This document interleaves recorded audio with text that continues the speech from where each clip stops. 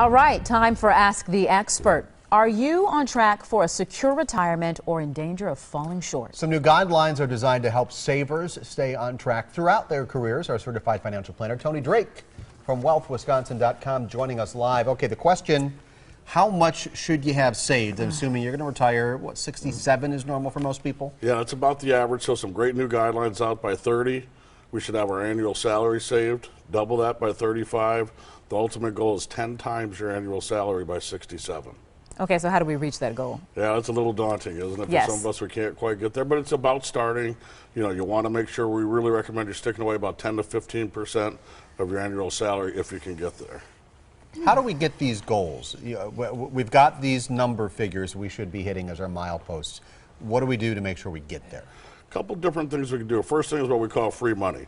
So if you're participating in an employer-sponsored plan, make sure you're taking advantage of the match. About a third of the folks out there aren't even taking advantage of the match. That's free money you're never going to get back. So make sure you do that.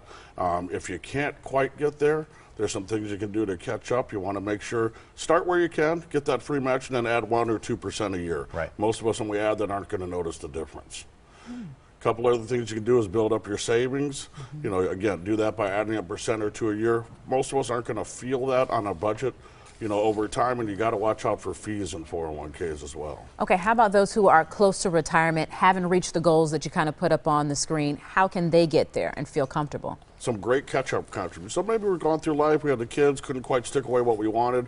Once you're over 50, you can contribute an extra $6,000 into your employer-sponsored plan, or you can put an extra $1,000 into self-directed plans like IRAs or Roth. So great opportunity to catch up if you haven't quite got enough in at that point. Talk about eliminating debt as you're kind of creeping up on this too. You don't want to retire and find yourself with $1,000 in credit card bills every month. Yeah, I mean, that's the biggest thing I talk to my retirees about is income. Everybody's worried about income in retirement. If we can eliminate that debt, we don't have to take as much out of the nest egg, meaning the nest egg's going to last a lot longer. That's one of the nice things about retirement. If you plan it correctly, you don't need as much money to live in retirement as you do when you're 35 years old and you're paying off the mortgage and 2 car notes and all the credit cards and student loans. I think that's the biggest thing we're seeing. Like, there's a big number out there when you say you have to have $1 million or more to retire. Yeah. Not necessarily. It depends on what your income needs are. Really a lot more income focused nowadays, so we really focus on that income.